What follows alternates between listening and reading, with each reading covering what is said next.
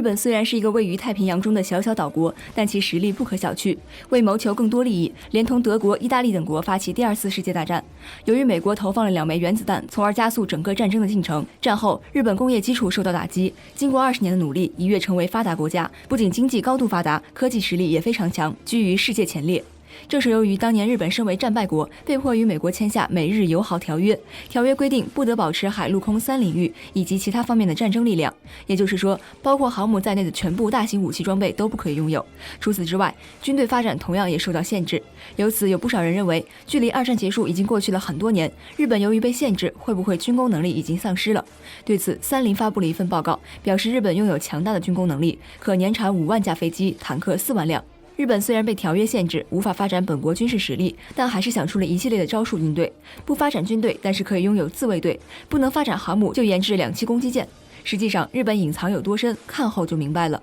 日本将自己的军事生产力藏于民间的中型与大型企业当中，因此在研究日本的军事实力时，务必要将其考虑进去。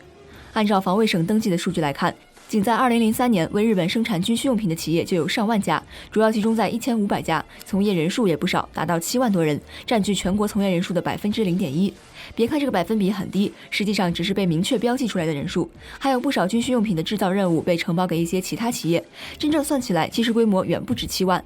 在这些企业中，主要的生产者为三菱重工、三菱电机、富士重工等，清一色为国内大型企业，发展稳定。因此，国家也很愿意将更多的订单交由这类企业，几乎占据了总契约额的85%。